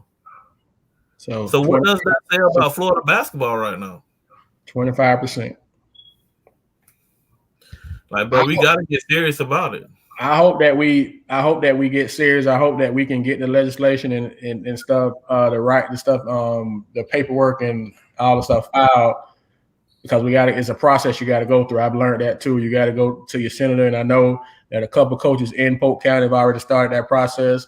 Once again, won't mention their names for out of respect to them, but it is, and we've told them that whatever we can do with Polk Hoops to help out, we'll do, because we just think it's a shame that kids, that kind of access is not available to our kids here in Polk County and in Florida. So, I mean, we're working on it. I don't know how the process will be, but it's a very tedious process from what we've learned, and it's a lot of legislation, and you all know when stuff starts getting political, it could go a lot of different ways. So hopefully we can, it'll happen sooner than later for the kids. All right. So question, now that school is about to be back in and coaches are getting ready for the season, this year, we're going back to points for playoffs. So strength of schedule and that kind of stuff matters. It didn't matter last year, but it matters this year. So as a coach, you are building your schedule. What are you building your schedule based off? Are you building your schedule for points based off strength of schedule, or are you building your schedule for player development and to build player confidence? Which means that just hear me out, and I already know what you're going to say. Just hear me out. Just you want to let me get it out before you jump in. I know I'm surprised I got that much out of it, because I say, and that's why I didn't tell you this one before I got on. I ain't even tell you this question. So once again, let me get it all through without trying to. When you build the schedule, are you doing it for points that you get based off strength of schedule, or are you building a schedule for player development and confidence so that the kids will get confidence as they go? And we know building confidence may not line up with strength of schedule. Well, you can't even get them words out your mouth right. It's so crazy. Let me go. Yeah, get you ready. Listen, man, we're talking about confidence is a player. Hey, man. Should you say it's better like you sound like you should be saying for coaches to try to keep their job and just put that on their resume? I won. Man, I'm surprised I even got that question out, man. I told myself I ain't gonna get that out with these two, man, but I'm gonna try anyway. But all right, I got it though. They schedule all them cupcakes. One, if you don't win the district, you're not getting in the playoffs. You know what I'm saying? And two, if you do get into the playoff, you get your behind beat because they're not battle tested. Like that's a waste of time, bro. But at least you get to say I went 23-4. Bro, is that really worth it? To me, it's not worth it. But to some of these coaches, they schedule them games like that. I can't see how you don't want to compete. That's the difference. That's the difference from a program to a basketball team. And brother, most of the head coaches that I talk to, and going from my own experiences, I learn more from my losses about what type of team I have than the wins that I have. You know what I'm saying? You gotta get these kids battle tested. You gotta see how they're gonna respond to adversity. You know what I'm saying? If they're never tested, so when they finally get tested, they're looking at you like, hey, what should we do? We've never been in this situation before. You know what I'm saying? So to coach for a coach to do that, you're putting your kids in a position to fail. Yep. And you as a coach, you can't do that. You know what I'm saying? You need to put them in the best position to be successful. Once we schedules, man, don't tag Polk Hoops. We're not posting y'all games. Oh man. I mean, the thing is, coaches are scheduling right now, and so you got to have a strategy. So it's a couple different ways that you looking at the strategy now that strength of schedule is back in the midst, like it wasn't in the midst last year. So, I don't know. The schedule should be done by now. If you're doing anything, you dropping teams that's gonna drop your strength of schedule and trying to add better teams. If you're doing anything, especially with the transfer portal and how it's going, you know, some people that probably was gonna have a good season probably in the tanker now because they don't have kids go out. But because for example, that 6A district, that district 6A district with the 7 teams. From what I understand, you tell me if I'm wrong, Coach, you don't have to play district games. No, you don't have to play any district games if you don't want to. So if I'm in 6A7, do I even schedule district games? If you're a great coach, yeah, you schedule district games. You think Duke and North Carolina ain't gonna play 2 times every year? You think Wake Forest and Duke not gonna play 2 times, and North Carolina, Georgia Tech? You gonna schedule them games because you. Well, Coach Johnson, boy, you swinging for the fence tonight with these 2 guys. There's some stuff that one of these 2 guys will say, or both of them. That's true. So true though, Coach Johnson here. Oh man, I'm sorry, I didn't mean to laugh at that, man. That's funny. How you don't play all the good teams once? Again, I get it that it's a new era of how you schedule, but for me, I'm like, I'm gonna get that gate money for the long run. I'm trying to go home and away. I'm gonna give you a coach. I'm gonna come and get you at a good home on Friday night. Just give me that same game back. We can pack the house out and we can make a little money for our program. Now you scared to play each other because you win and lose. Well, but my thing is also having the knowledge and be man enough or woman enough to say, hey, we're not playing you because this is not gonna help us get to where we gotta be. You know what I'm saying? Like I had to do that in 2012, bro. You played in 2012? No. Bro, I played my district because at that time we had to play our district, and I played Bartow. Bro, that was it. Everything else was from out of town because I was trying to get better. Is it I'm telling you what it is. It's the Polk Hoops effect. I had a coach tell me, and I won't say the coach name. Oh, there we go. Not on the air anyway. He said they was playing during the summer league this summer. And he told his kids during the timeout, y'all know who I'm talking about, but y'all don't say it on the air. Well, Tuma, you might say it because that's just. No, I didn't say nothing, man. He talked timeout, and he told the kids talking about something. We not getting sausage. And the kids are like, Coach, Billy D knows what I'm talking about. Coach, what's the sausage? Don't worry about it. We ain't getting the sausage. And so that's how he was coaching because he didn't want to get the sausage.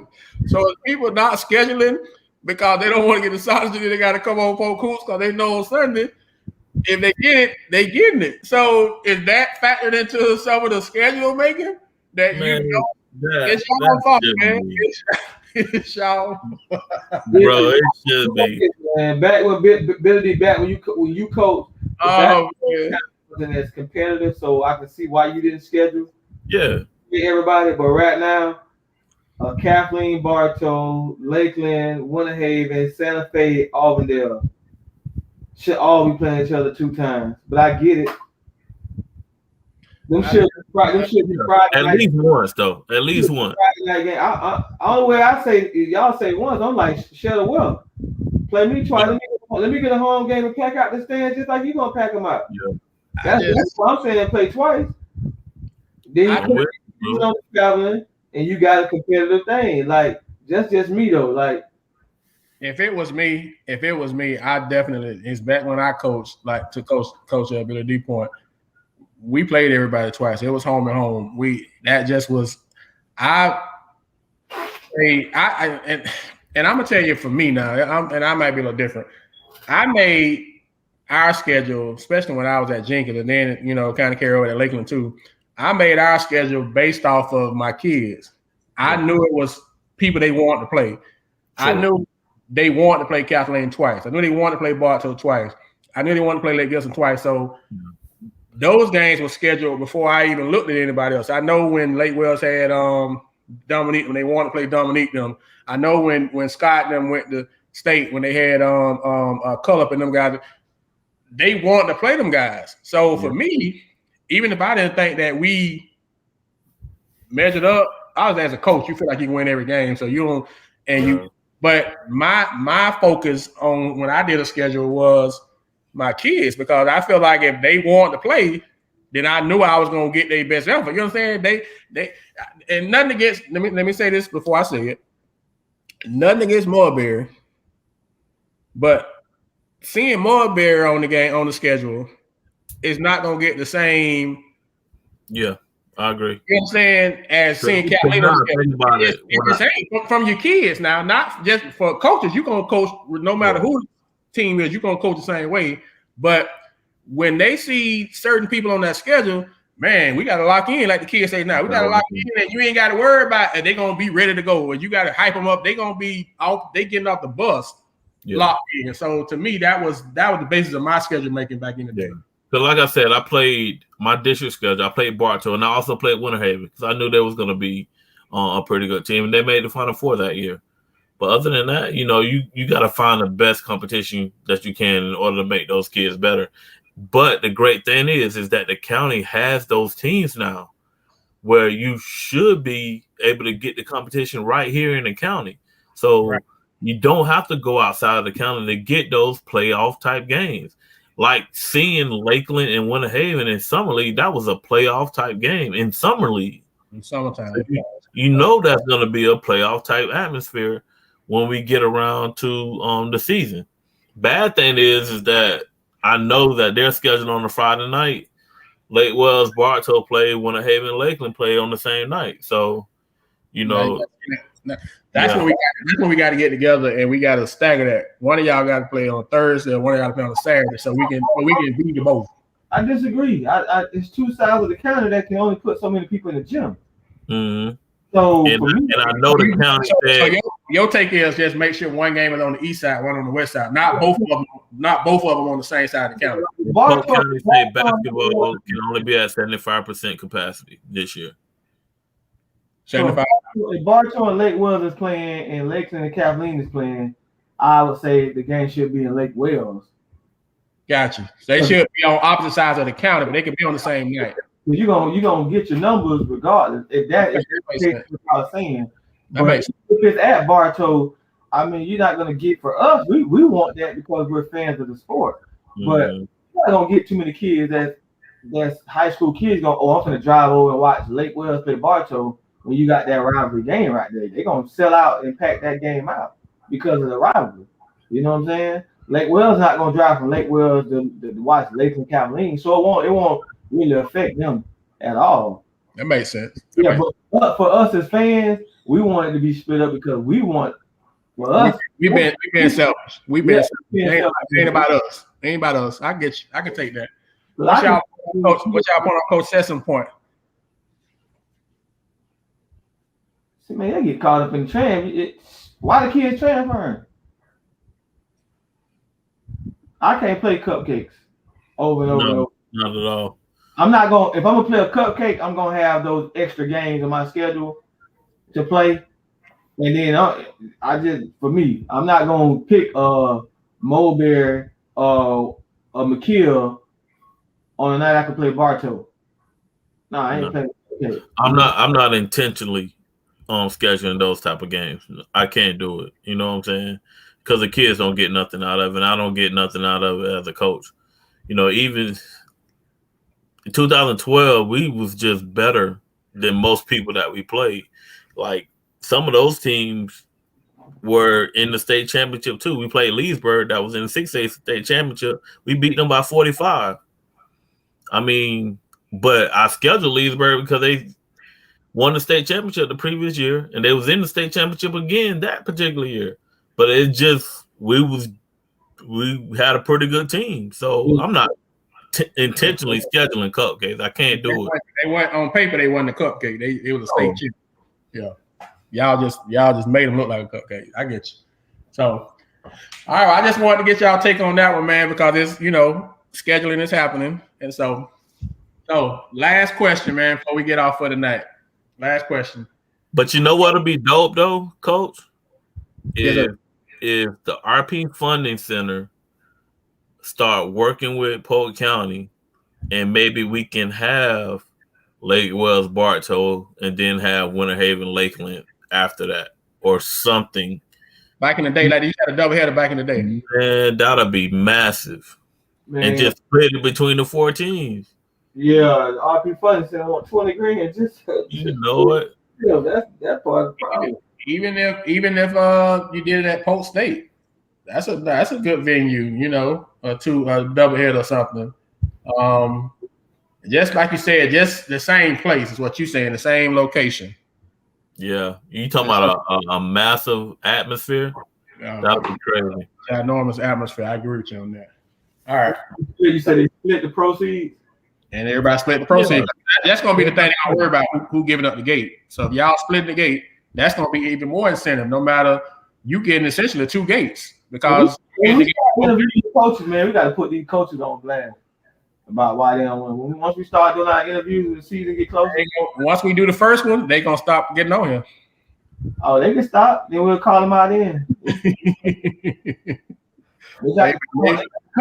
calling you out. They calling you out on there, man. You don't jump on it. They calling you out on there. So, all right, man. So the last question. Well, Coach Cecil answered your question to me before we asked the last question. Nah, y'all weren't gonna play nobody, Vince.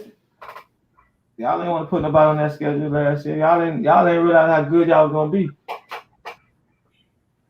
No, he's saying they won. I guess he's saying they won't schedule them this year. I don't know. Yeah, I want to schedule them either. Yeah, they lost the players, like he's saying. They lost the good kids before he lost the kids. So, all right, here goes the last question. It's a real simple one. I guess it's real simple. Do you need? Oh wow, that's the head coach right there, right? Yeah, that's the coach. He's the head coach. Coach Joe. He just cleared it up. They didn't want to put him on the schedule. He was willing to play him. Okay. Nobody want to lose. Nobody wants to lose a game they're supposed to win. Off the record, if I feel like they got a chance to beat me, I ain't gonna publicize it. But I don't know if I'm finna put a game. So that might have been the McKeel effect. Like I don't want. They were scared to lose to McKeel because McKeel was good. That's what I'm saying. You're not supposed to lose to him, so I can't schedule them and lose to him because that's the catch-22. I ain't trying to lose to somebody I'm supposed to beat, even if it's not really a bad loss because they actually got a good team. Folks ain't gonna see it that way. It just exposes your team and your coaching when you scared. Yeah, exactly. It's more negatives for me to play them than positives, and so for that reason, I won't just play them, and that's probably what they ran into. Yeah, we just All right. So, do you need, or is it required? Do you need struggle, or is it required to struggle to be successful? Yes. Why or why not? Why not? That's the last question for the day. I think you need to struggle because it gives you an eye opener to where you've been once you do get to the success part of it. So you need that balance. I mean, you have to go through in anything, right? We're not just talking sports. We're talking sports. Sports, in general, but Yeah, you definitely need to struggle. You can't in business. What I've learned is if you even consider yourself on top early, when you hit that struggle, you gonna know your way. You're not gonna be able to find your way up out of it. So it's better to struggle to the top and understand where you can look back and not want to get back to that point compared to you coming off what you might claim is success and then you had that first failure and then you look around. All right, I struggled early on in business because I was small minded and I jumped in a big fish one time and lost like $30,000. Most people would have gave up and called it quits off of losing that. I would have. I built off. I took that rough year of building it and then asking to learn more because I made an adjustment from what I was doing and how I was doing it. So I think you definitely need to struggle. Yeah, I agree too. I think adversity builds character. You know what I'm saying? It molds you into the person that you're gonna be from those struggles. You know what I'm saying? If you look at like plants or trees and stuff in general, you know what I'm saying? Everybody always want to like take the weeds out, but technically you need to leave some of them in there so the plant can struggle, can fight over that water that it needs in order to grow. You know what I'm saying? And also for a lot of trees to bear fruit, you got to trim them. You know what I'm saying? Sometimes you got to cut off that dead weight. You know what I'm saying? Even if you look at nature in general, like a lot of stuff, it catches on fire and it burns up everything for those, seeds and stuff to grow. Like, bro, as a person, if you haven't been through anything, like I said, you're gonna fall when a little adversity you face. You know what I'm saying? Like, well, I thank God for where I am right now. Personally, dealing with some health issues. Like a lot of people don't know what is it? 2018, bro. I caught meningitis. You know what I'm saying? That I almost died from that. That changed the whole perspective for me. You know what I'm saying? Like that broke me. That's the lowest I probably ever been. You know what I'm saying? And mentally, I struggled. If it wasn't for my circle around me to help build me back up, I don't even know where I'd probably be in the crazy house right now. You know what I'm saying? So that struggle is needed. It's gonna be there, whether you want it to or not. Struggle is gonna come. It's gonna be how you respond to it. Are you prepared for it? So as a coach, if you're gonna struggle, you got to prepare them for it. So don't schedule that type of schedule. So when they actually meet it, they actually prepare for it. I think it all applies. Okay, so to both of y'all point, both of y'all say struggle is necessary. Everybody in the chat says struggle is necessary. Why is it then do we not, for the most part, why are we so protective of allowing our kids to struggle? Because you taught to protect your kids, don't let them struggle, don't do this. And that's how a lot of people coach. That's how a lot of people parent. That's how a lot of people teach. That's how a lot of people mentor. So if struggle and all that is necessary and needed and has to happen, why is it that we don't do that with our kids before they become adults? I can't answer that question because I don't coach that way. You know what I'm saying?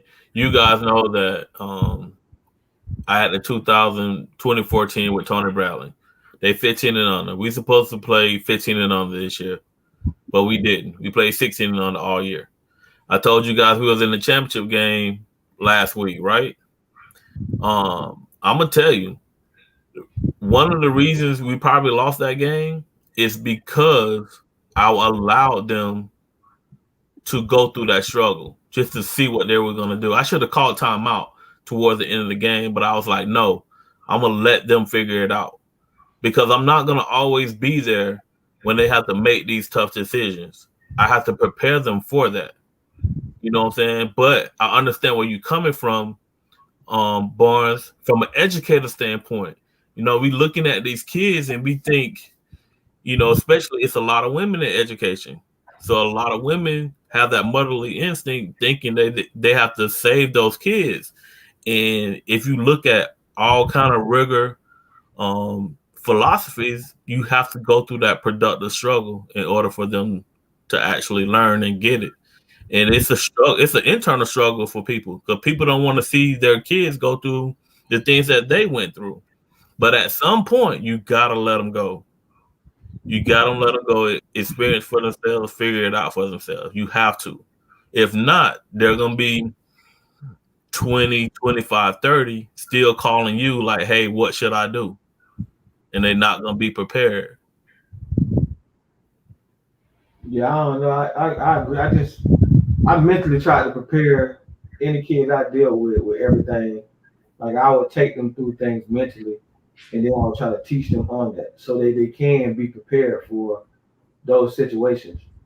Like even with my girls, like I never praised them in front of them to make them be great.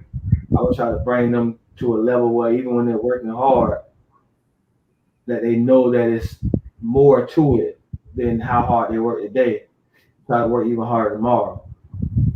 I don't know, the parent, I mean, it's an emotional thing. Like he said, if you went through a struggle, you don't want to see your child go through that same struggle.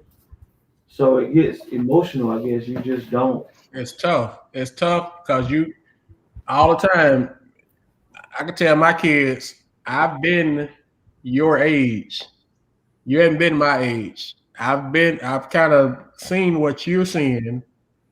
You haven't seen it, but you know, like you say, it's just a fine line because you know that the struggle is necessary. But who wants to see their child or their player or their kid they're mentoring struggle if they can help them to not do it? So that was I know I've kind of set y'all up with the first part before I hit you with the second part, but that's what we do at Polk. We try to evoke thought and conversation, and we try to kind of push the envelope on stuff and get to the next point. But it's just definitely not as easy as it will look, especially like you said, when you have struggled. It's like you, bro, you lost 30 grand. You say you wouldn't, if you're trying to help somebody else, you ain't gonna help them to lose 30 grand. Hey man, you need to watch this because if you do this, that's what's gonna happen. But then, like you saying, if they don't lose, how are they gonna appreciate the win? How are they gonna know what to do to kind of do how to move different so that it don't happen? So it's not easy at all, but it's very, very, very necessary. But yeah, I just wanted to get y'all take on that as we finish up, kind of get your thoughts a little bit. What's y'all think of the transfer? Y'all ain't gonna talk about the transfer. I'm about to hit it right now. You said that was the last question. So, first of all, I want to give a shout out before we get off the show. Isaac Salazar, 2024 Winter Haven / Tony Bradley Elite but this week got invited to the CP3 Elite showcase. So shout out, congratulations to Isaac, Winter Haven Lation, Tony Bradley Elite, his coach Billy D, great young man, and we definitely are very, very, very excited and happy for him. It's crazy. We were just talking about that last Sunday, and then Tuesday, coach sent us a message saying that he got invited. So I'm just like, well, look at God working. So thank you. Hopefully it's first of many, but I know he's gonna do a great job because he's a dog and he can play. Our kids just need the opportunity. So we know when he go up there, he gonna kill it. I don't have no doubt in my mind that he's gonna go and it's gonna be a great situation for him. So shout out to Isaac, and we only got one, and this is kind of we got the transfer portal. We got news last night that Matt Vaughn, 2023 from Santa Fe, has transferred to Winter Haven High School. And I think somebody said, off there, this is the first, not on off there, but on the page, they think this is the first time that Santa Fe, a kid has transferred out of Santa Fe. I'm sure that's not the first one, but this one's probably noteworthy because Vaughn is pretty decent kid. So y'all thoughts on the latest transfer portal situation? And we always give you a chance to kind of talk on it for a second. Yeah, athlete, so I think he can help. He can help Winter Haven. He's a great good athlete. So we'll help him on that end. I think it gives Winter Haven that depth that we was talking about early in summer league. You know what I'm saying? They played those three kids that they was gonna have to rely on a lot. So now it gives them another, fresh set of legs, another 5 fouls that can actually play and been in the fire before. He's been over at Santa Fe the last 2 years. Last 2 years they went to the regional final. You know what I'm saying? So he's bringing playoff experience there, and plus that's his home school. He's from Winter Haven. You know what I'm saying? So I think he can play. Yeah. So it's gonna make it. It's gonna really put Winter Haven in a position where Coach Woodside, you on the hot seat, bro. Is he on the clock? Is Woodside now number one team in the county? How much? How far does Santa Fe drop? How much does Winter Haven go up, and how much does Santa Fe drop? I mean, talent wise, I think Winter Haven is at the top, but I still right now give my nudge to Bartow because of Coach McGrill. I like Winter Haven. I know you do, and eventually, I'm hoping that they, prove that through their play. Hey, but Santa Fe got them. I heard they got the 2 Africans in. Well, word is that they're not here, not yet. Anyway, so it's just rumors. One person saying rumors right now. Alone, if you say they're not here yet, I believe you because I heard it again. So as long as you say it, so until they get here, does that hurt Santa Fe? That hurts Santa Fe. From a reliable source, they're not here yet, but it's still a possibility. The Africans come, then they're gonna be number 1. So as of the day is they got an asterisk because we don't know what the status is of the Africans. What you're saying? The boat hadn't docked yet, so we hold it out. Yeah, that hurts them as far as guard play. Where they are right now, because he was very helpful to helping Trey handle the ball. So let's say they don't pick up, that's gonna be a big loss. That's where I think it's gonna hurt because that kid can play. He's an athlete. He attacked the basket. I think he can go in and start with Winter Haven and really help Winter Haven. I mean, whoa! You said start? Well, coach, look at where they started over the summer, coach. He can go in there and start Winter Haven, coach. Yeah, Seriously, Woods, I got a lifetime contract. So, coach. See, I'm with you on that, but you know what I'm saying? He's gonna be held accountable this year to win. This year and next year, he has to win. He's gonna have to bring one back. Yeah, because Vaughn is 23. All up to Broward, y'all. Y'all keep forgetting about Broward County, man. What Broward? No, not at all. You know what I'm saying? Like I said, Pembroke Pines still got them twins. They moved up. Pembroke Pines moved up. Yes. I thought them twins left. Hey. I thought it was the ones from what's the name that left from Pinecrest. The ones from Pinecrest left. Oh, okay. Pembroke Pines. That's which twins we talking about? Then I'm so confused. I thought it was some twins that went to West Oaks, so down that way. Am I got the wrong twins? Them the wrong twins. Them twins, yeah, both of them about 6'9".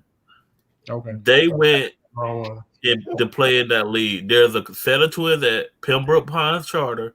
There's also a set of twins at Pinecrest where what's the kid Brandon Knight played at.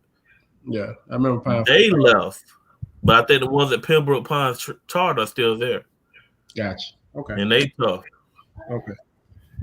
All right. Well, that's it for tonight, man. This is the last. This is you all back to everybody if you're Polk County Public Schools, you are officially back to work tomorrow. If you are me, you're officially to work. No. Y'all not back to work tomorrow? Nah. I mean, I've been back to work. Teachers don't come back. I'm talking about the grown-ups, not the kids. No, it's Tuesday. Oh, y'all got one more day off. Okay. I'm sorry. So y'all got one more day off. So some of us, like myself, we start our first day of school is tomorrow. So hey, y'all check on Black. Yeah, I want to check on Black. Black say he like Kathleen. I know he's going to work there and all, but that's just yeah. I want to make sure he okay. He got to go with who he got to go with who signed off. I know what it is with Black. I know what it is. I ain't want to say this on our national podcast. It's the plums. Yes, bro. That bro text me. Plums, man. The plums got it. Got it, man. Plums got it. Everything on. He mad at the kids, the wife, and everybody, bro. Like, hey, wow. I went in there today, man, and they had one bag left. That's like where the setup at. The post I went into, they was all gone. There's just one bag left. So them things it's a problem now. Them plums is a serious problem. I had about 8 of them last night before I went to bed. Bro, right after this, I'm straight to the cherry plum, man. I'm stopping by Publix on the way in the word just to see another Publix, because the one I went to coming home, and they have a new one. Man. So, hey, man, we appreciate y'all rocking with us again tonight, man. Appreciate our first player spotlight. Kill Patterson coming in and rocking with us. We'll make sure we have a player every week, or we just gonna start to invite players to come in and just chit chat with us for a couple of minutes, kind of add a little flavor to the show. So they got the Fire alumni game this Saturday. This Saturday, Lakeland Fire alumni game at Simpson Park. Get to see the guys come in there and play on Saturday and Sunday. They be all sewing, banner stuff. But so if you ain't got nothing to do, man, if you've been connected to or affiliated with, know anything about the Fire, they do an alumni game at Simpson Park. Should be a good fellowship for those guys. Friday is orientation for the students across Polk County. So parents, please make sure that you're aware of that. And school starts for the kids on Tuesday the 10th. So the summer is officially over. And we know it's going to be kind of crazy. You all be careful out there, man. This is not us trying to be scientists, or we don't work for the CDC. But if you have been vaccinated, that's great. If you have not, according to your purpose or your plan, please make sure that you govern yourself accordingly. The way the news is going, the COVID might be making a second run around. So make sure that you're in good shape. We don't want anybody going down. I know all of us know somebody who's been affected by COVID, and we don't want to add to the list. So y'all be safe. Y'all protect yourself. Like I said, I've been vaccinated. I still wear masks. I still sanitize. I still wash my hands. But that's just me. I can't put that on anybody else. But we don't want to lose anybody else. So y'all take care of yourself, man, as you get ready for the 21-22 school year. Appreciate y'all rocking with us with Polk Hoops. We are very excited about where we're going with what we're doing. So thank y'all for rocking with us tonight. And until next time, this is Polk Hoops, and man, we out. Appreciate you. Be easy. Have a good week.